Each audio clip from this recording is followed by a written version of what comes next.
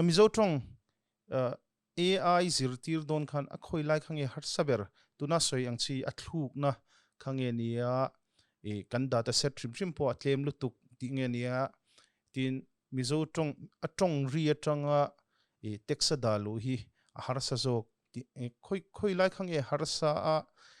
a challenge lien lai ber khoi lai nge nia kan soi photanga basis ber atangin speech recognition hi tunlai khovela poen AI frontier anga yalania trong lian ho data nga ho apo achan chu mihring tluk le ding oning mazat hi tu ma trong kan trong ri in ang sia hi kan nom lo ni tu te po hi kan voice rang vek hi mihring ina tu te o nge kan an ri an trong ri kan hriat anga tu nge ni kan hriat theina hi biometric identifier angani ve chuwang chuan fingerprint ang deuh fingerprint ang deuh chin tu mai nang chia kanom lo ni identical twins po hi ai nang chia lo anti chuti khop chuan a variety hi tamani chuan kan chung rik dan chung khat mang cheu po kan chung rik dan te kan lam dan te kan lam fia lo dan mizo bi ka po chang thar phei chu 3 le h combination hi an lam fia lo em ka riat chho pakhat chu chuan r hi kan achanin kan clear achanin an clear lo wa fia lo de ten rita mo tin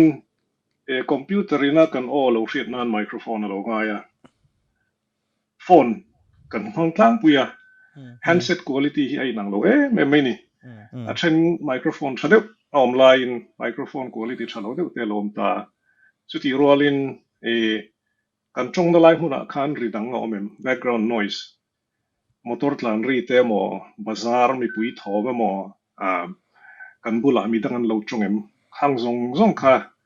kan handle ve ka ngai chu technical side chuloni ta phodani chong zong a common ve ka kha ka chu mizo chong bi ka chuan kan writing system hi du thu sam lo kha putluang an ron soi nual to missionary tena writing system min siam sak khatu na kan man berin bible apo kha tu na rini AI kan train na hian bible standard bible convention kha kan mang ri ni mo thuk nan po lukhum te chok circumflex character chok kha kan lamanga achan chu bible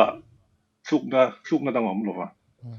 achan chu thuk na dang ne na kan mix chuan kan AI kha abuai fet to ni chuan writing system a khan bible convention hi kan mangria chu tu rolin bible ngai po hi a consistent chuang lo mo tun thuk na kan da ada thu a thuk na inang reng u ta khan thuk na ada le si lo in ka tiang ne no kha oma amaro chu tu na kan nei ania tu na man te official la khoya po kan man ni wain kha kan han mangri ania in zia zom lo tur ti te hi corpus internet atangin antinan data te lo scrape lo tum tai la Facebook post te mo tu te mo blog post te news website atang ten